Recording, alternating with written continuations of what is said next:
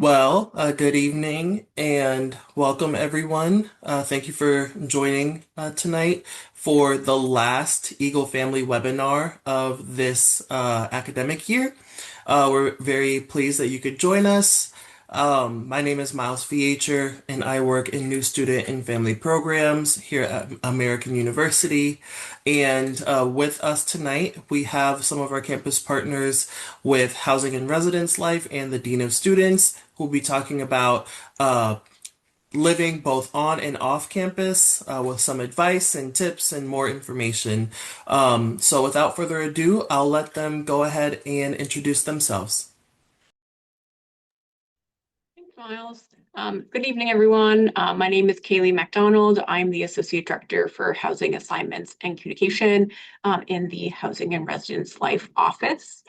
So while I oversee on-campus housing, I also oversee some of our resources and our off-campus site that we will get into in a little bit.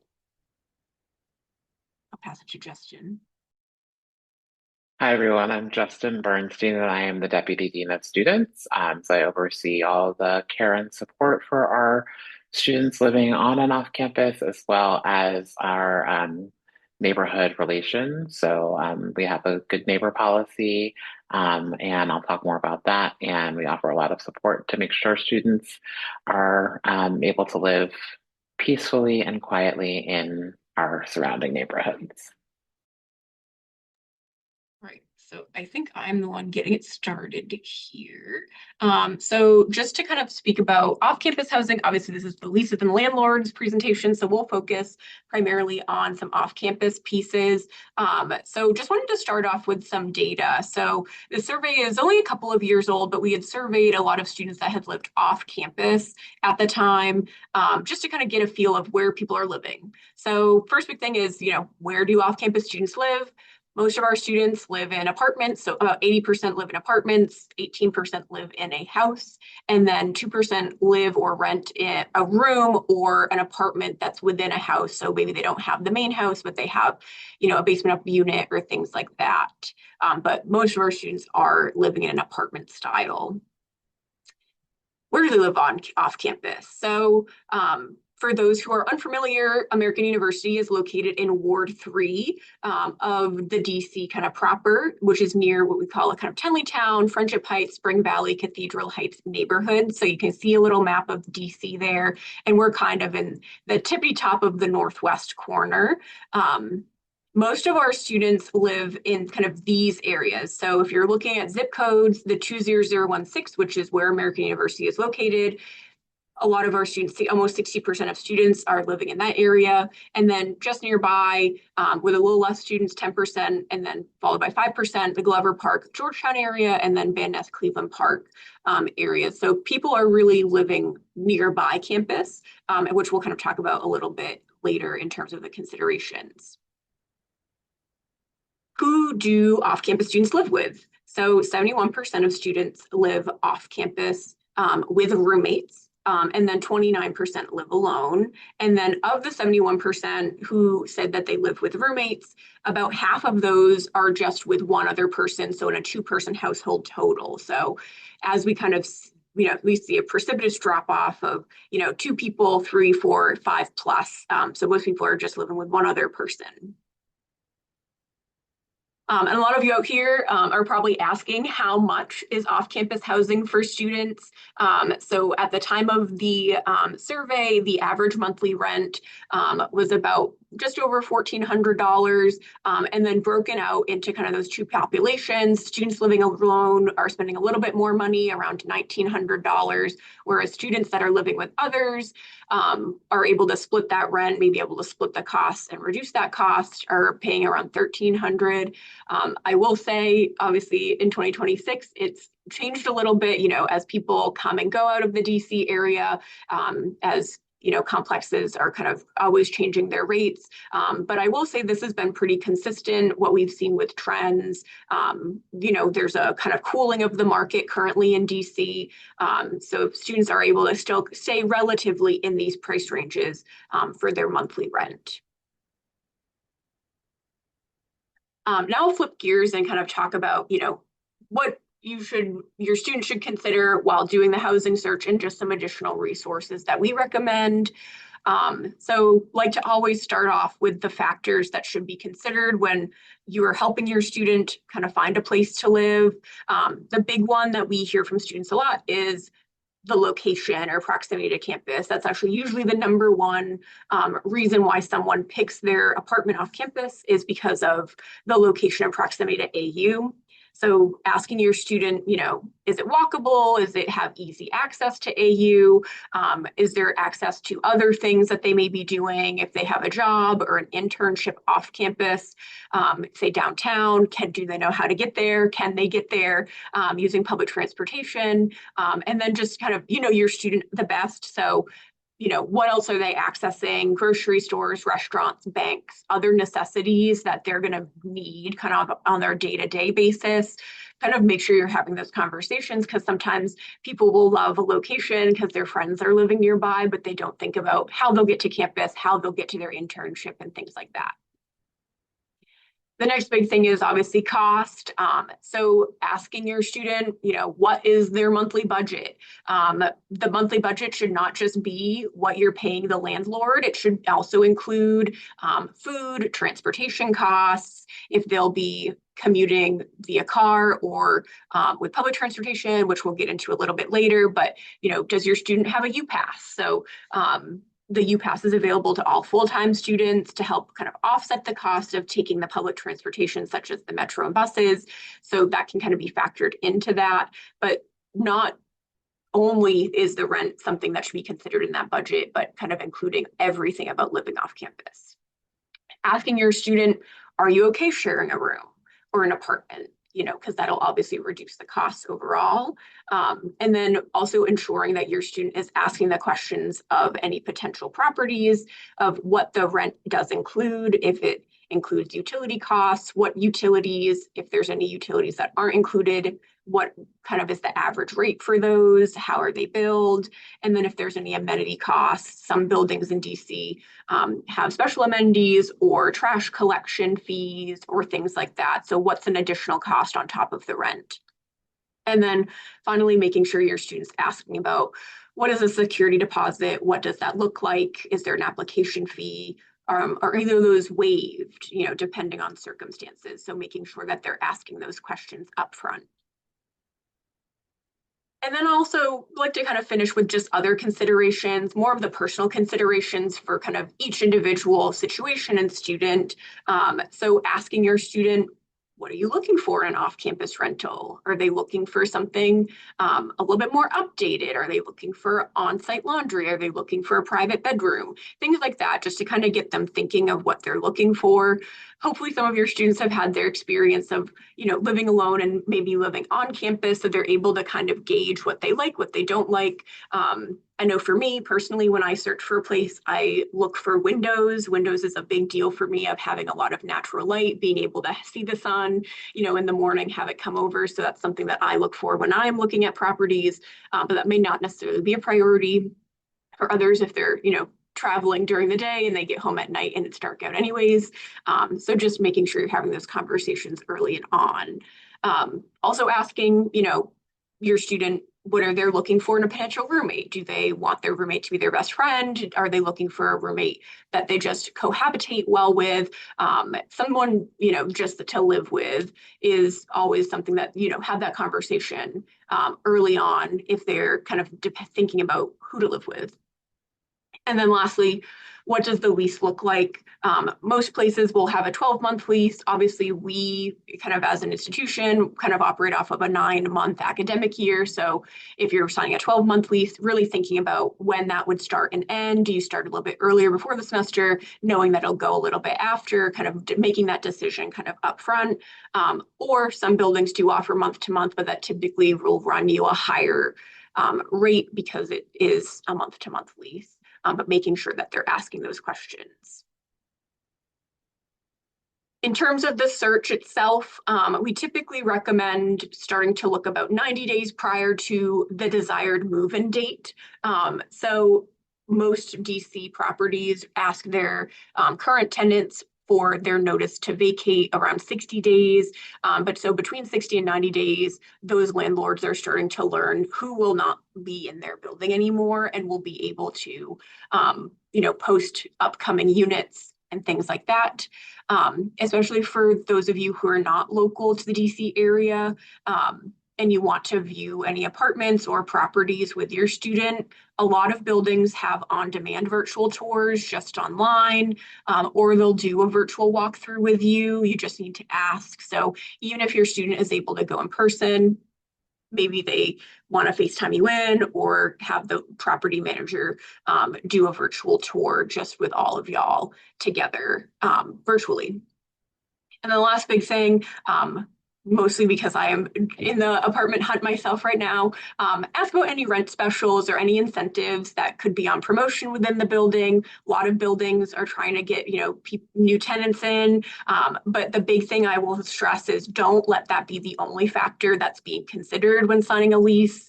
Sometimes they'll really push promotions and say, if you apply within 48 hours after you tour, you'll get this promotion.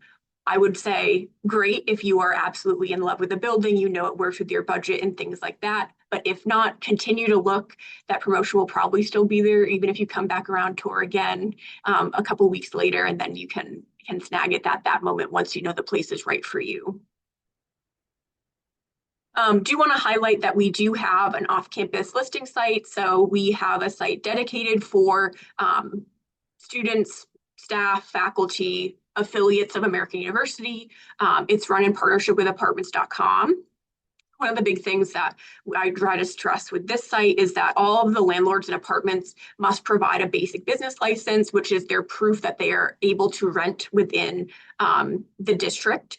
So I actually personally will look through, make sure their business license is up to date and active before they get posted on the site. But it's a great way to kind of see listings in the area from landlords, people that are looking specifically for AU community members.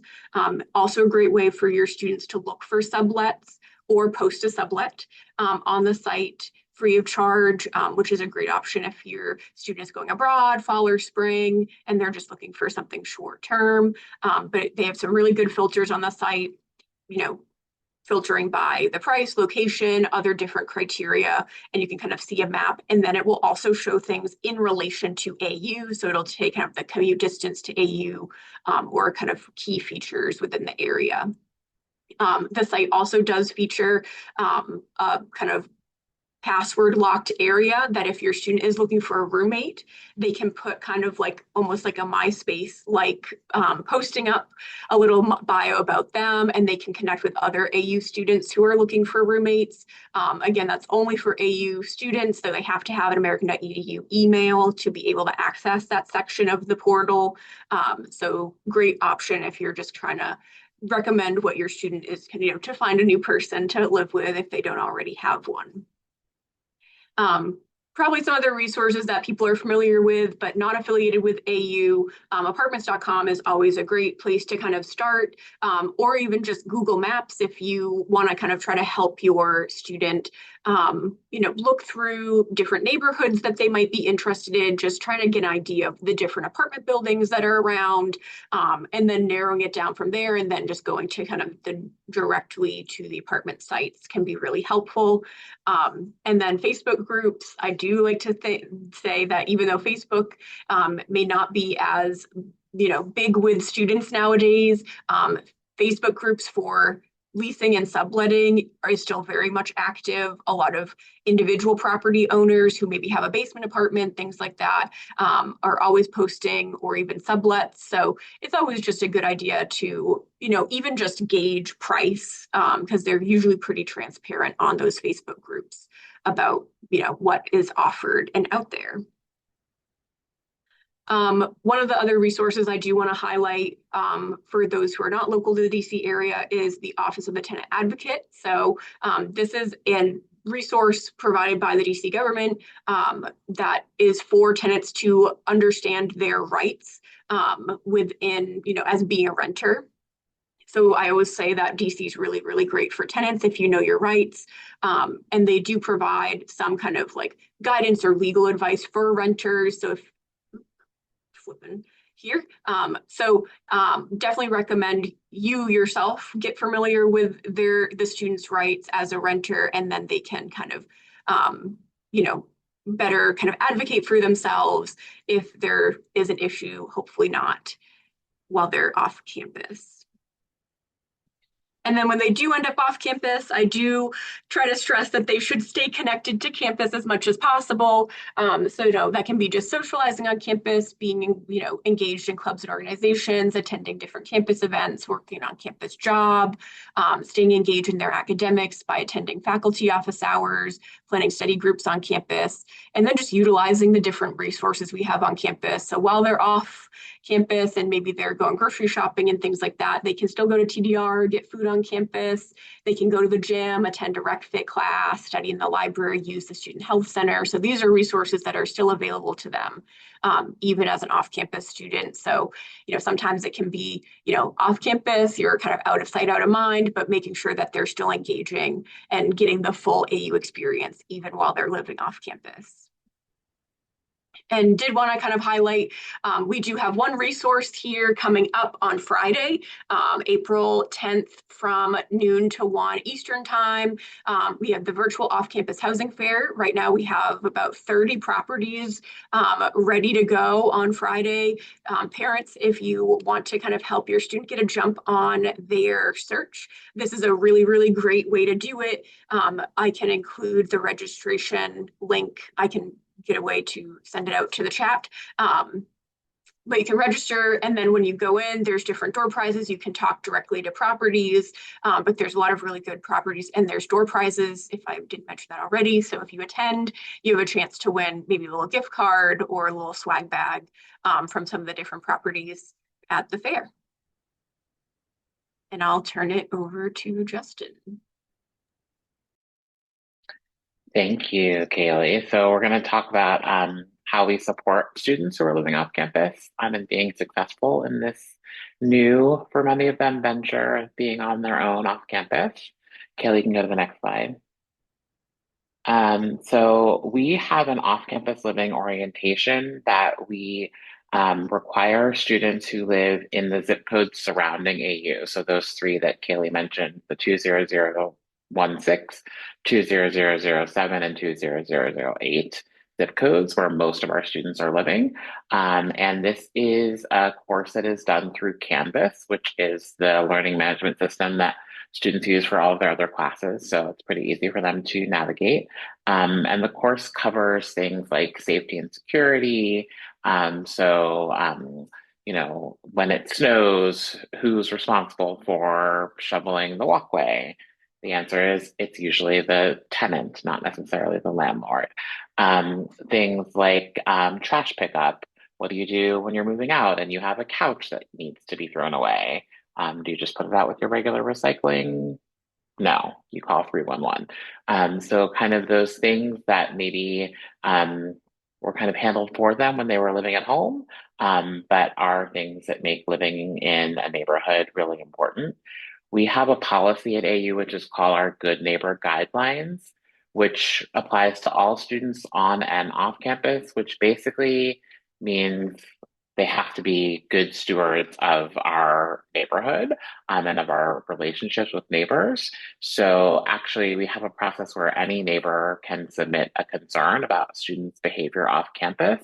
Now that the weather's getting really nice, we're getting a lot of complaints from neighbors about noise, parties, people being out enjoying their spaces. So while of course we want our students who are living off campus to be able to freely enjoy their space, we also want to make sure that they're being mindful of the fact that they live in a residential neighborhood. For those of you who haven't visited AU, we are located in a very residential area. So many student houses are adjacent to, young families, people who are, older. So we want to make sure that we are being good neighbors and continuing to have good rapport with our neighbors.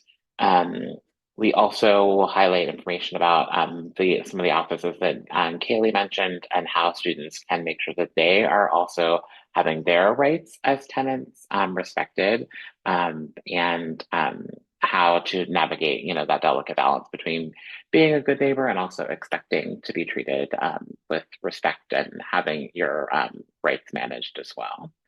Kelly, you can go to the next slide. So this is just a quick snapshot of what our expectations are. You can read it online. It's the Good Neighbor Guidelines.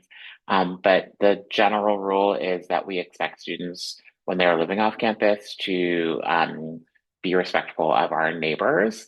This includes things like if your student does have a car and they plan to drive to campus, they can't park on the street around campus. They actually have to get a parking pass to pay for a parking permit to park on campus because our Good Neighbor guidelines require that anybody who's affiliated with the university is parking on campus or using public transportation. And we actually have agreements with the city that mean that if we are not following these stipulations, that when we go to renew our campus plan to do things like build another residence hall or to improve student facilities. The city could say, well, you are not in compliance with the Good Neighbor Guidelines, so you can't do that thing. So it's really to all of our advantage to be respectful. And we know that you all raise these students to be respectful, good neighbors. It's just sometimes when they're here having fun, they're on their own, they kind of forget some of those little things that we know you all taught them. So the Good Neighbor Guidelines is really just meant to help remind them of where they came from and that they should keep behaving in that very pleasant way. Kaylee, next slide. And then part of the off-campus orientation is that students are actually required to basically pledge that they're going to adhere to the Good Neighbor Guidelines, and that if they do not adhere to the Good Neighbor Guidelines, that could be considered a violation under the Student Code of Conduct. I can tell you that when we do receive neighborhood complaints, we usually get maybe I would say 20 per year. So it's not a lot. Our students are pretty good. But the first step is to have a conversation with usually me or somebody else in the Dean of Students office to kind of figure out like what happened and to talk through how the students can maybe be more proactive about building good rapport with their neighbors. So, for example, you know, if students had a noise complaint about a party, maybe the next time they're planning to have a gathering, reach out to the neighbors in advance with a note saying, like, we're having a birthday party. And, if there's noise, here's our cell phone number so that you can text us or call us rather than having to, call 311 or go, file a complaint after the fact. Things like, doing a trash pickup if it's a fraternity. I've worked with a couple of fraternities who, you know, whatever stereotypes exist about fraternities kind of weighs on their experience, whether, they're really misbehaving or not. So working with them to do neighborhood cleanups, wearing their letters and AU gear on like a Saturday afternoon when families are out so that they can see that the students are contributing positively. So when there is a noise concern or something that comes up, they, don't go to this immediate place of ill will, but they remember, oh, those were the guys who are, picking up trash around the neighborhood on that Saturday afternoon, or, the people who played pickup basketball with my kids at Turtle Park, so that they can start from a positive place when issues do arise. If there is a second complaint about a property, we send that through the Student Code of Conduct process. So usually my first conversation with students is trying to get them to understand that this should be the last conversation so that they don't have to go through a conduct process, have additional meetings, potentially have sanctions like being on probation or, worse. So 9 times out of 10, the first conversation is the last conversation, but we do have the ability to adjudicate things under the Student Code of Conduct if students can consistently do not comply with the Good Neighbor policy. And I think that's all I had. So we are happy to take questions either in the chat or I don't know if folks have the ability to unmute.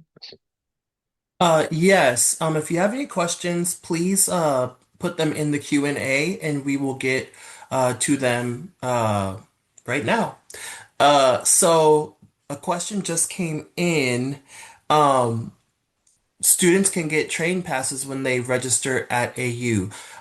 Yes, that is done through the one card office. So basically, you can, like, when your student checks in for classes, if the fall, for example, they can go to the one card office, get their U pass, and it's good for the entire academic year.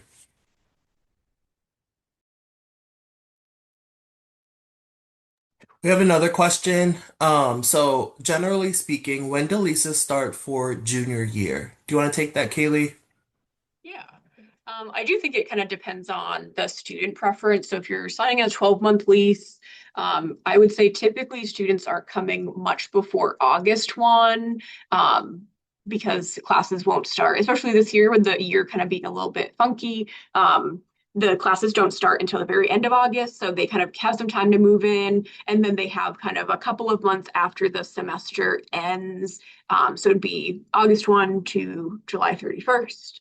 But if you feel like your student, or if your student wants extra time in DC, they have maybe an internship that starts in the midsummer, things like that, and they have a job, they can start it earlier in July. I would say probably not much earlier than that, because then you have to also think about when it's going to end. So ending at, if your lease starts in June, it would end in May. That could be, you'd be a little close to the end of classes and things like that. So just kind of thinking about, the timeline of the 12 months. Um, I know we have a couple of questions here about, do parents typically sign the lease or co-sign on a rental agreement? I do think it depends a lot on what type of rental you're looking at. I will speak to my personal experience. When I was finding a place off campus, my kind of first time to find off campus, the place accepted financial aid as a form of income. So even though I was not directly receiving that as quote unquote income, they did consider that as part of my, like, monies that I was available to me. I will say that I would say that most students will eventually have their parents co-sign on a rental, especially if the rental is through a larger company, like a property management company, because they do require a certain portion of the rent, X number of, 3 times or 4 times the rent per month in terms of income. So it is a little bit easier to get a place, if the parents do co-sign. But a good question. And there was a question about the off-campus orientation and if it's a new requirement. It is not a new requirement. It's been in our campus plan, I believe, since 2015, I want to say. However, re we figure out where students live based on what they tell us. So if your student never updates their address from their Let's Hall address in the student information system, then we don't know that they live in those zip codes. So we also wouldn't know if there was an emergency where we could find them. So if you can help to encourage your students to make sure that their address is updated in the student information system so they can we can know where they're living, that would be great. We've got many instances where, we send the letter to students saying you're required to do this, and a student's like, well, why do I have to do it? And my roommate doesn't have to do it, but it's because the roommate didn't update their address in the system. So we don't have a perfect way of getting everybody's locations. And the goal is not to be punitive, it's just to make sure that students have the information so that if something comes up, we don't have to send them through a combat process. So if you can encourage your students to update their addresses, and we are more than happy to have students who live outside of those zip codes. If they want to do the orientation, we can certainly add them. But we only require it for the students in those 3 zip codes close by.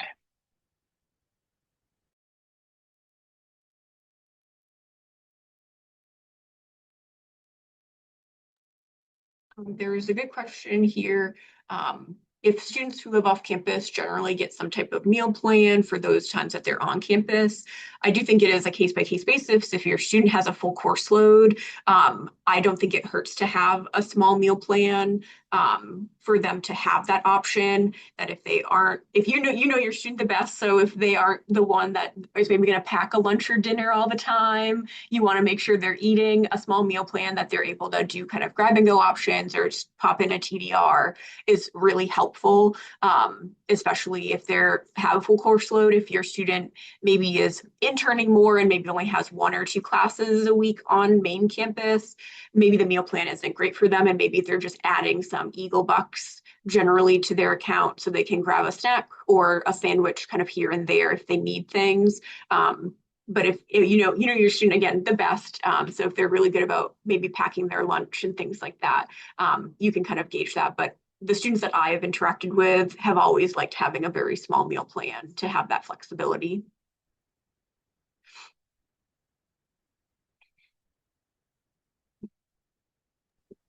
I'm currently answering a question about walking. So someone was sharing that after a late night class, say they get out at 8 p.m., would they be able to walk along Massachusetts Avenue to Western Avenue? Um, One, that is a very long walk. Two, I would say it's generally considered like safe. Like, I mean, Spring Valley, which is that area, is very quiet.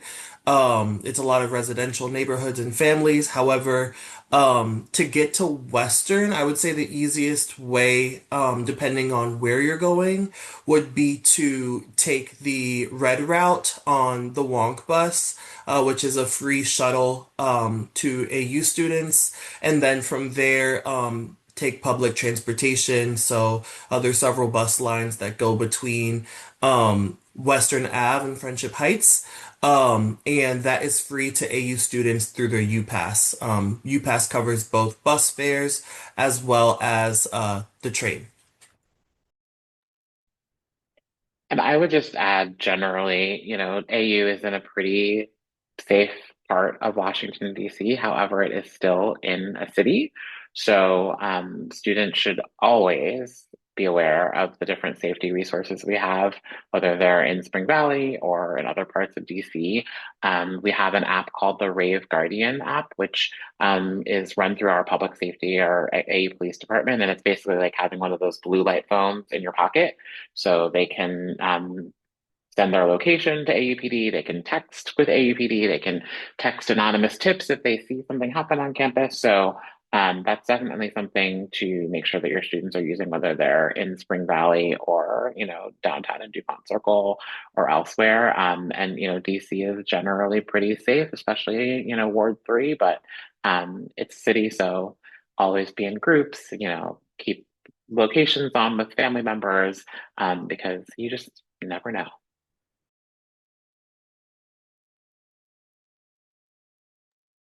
We have another question here. If it's hard to find an apartment for international students because no co-centers in the US.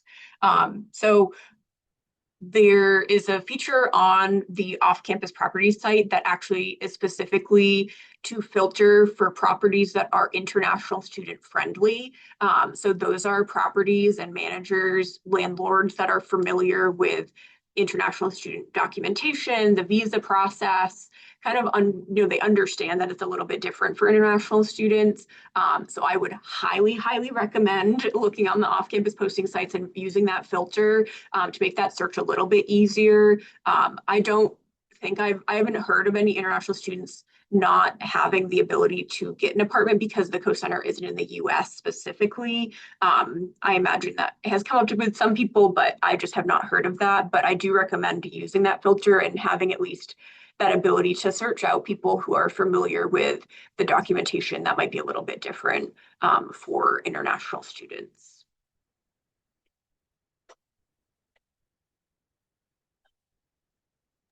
Here's a question for you all. Are there any specific pitfalls to be aware of when renting a house from a private landlord as opposed to a management company?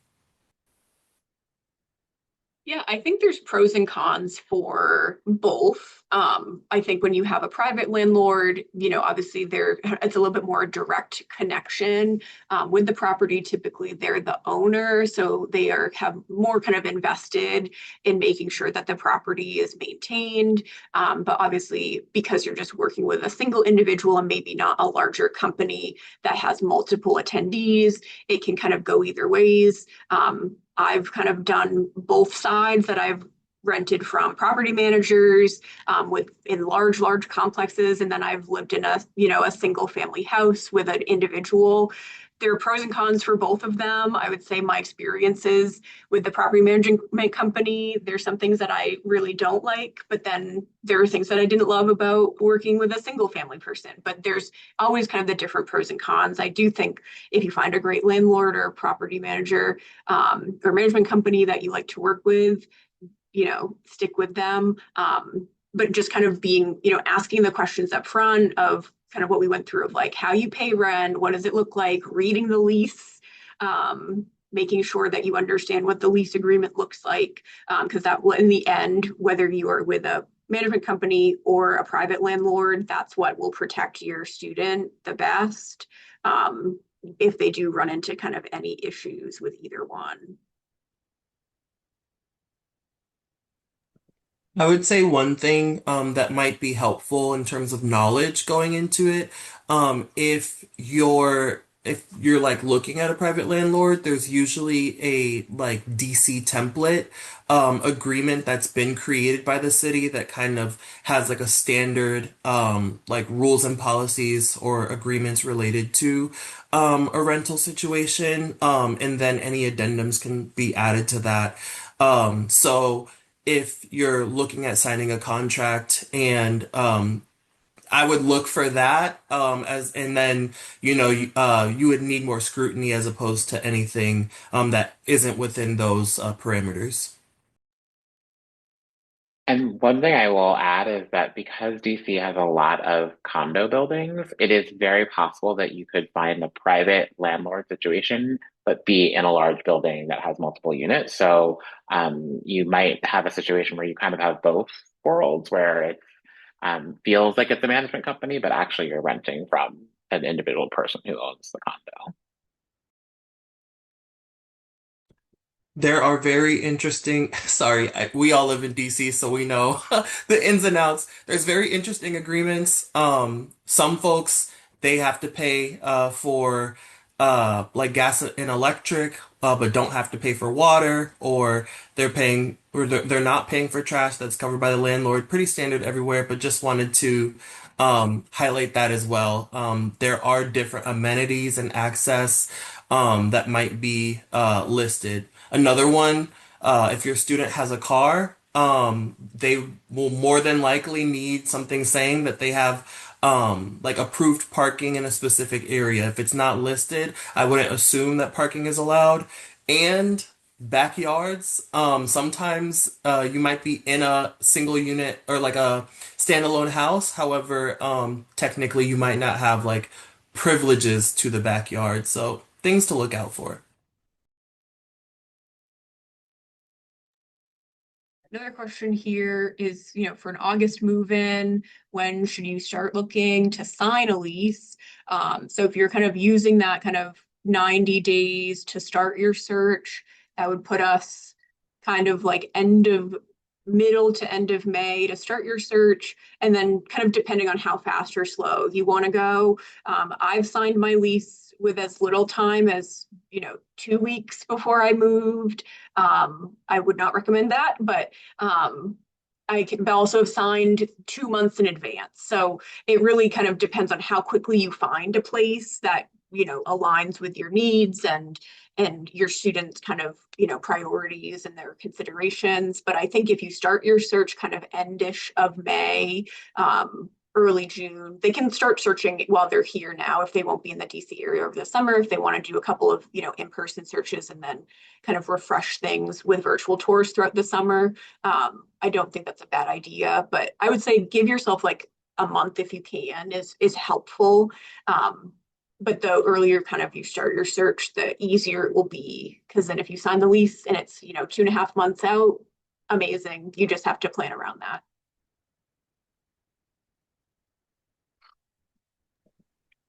All right. Are there any other like outstanding questions that anyone has? We're happy to answer them. We'll hang around for a couple more minutes or so. But in the meantime, thank you.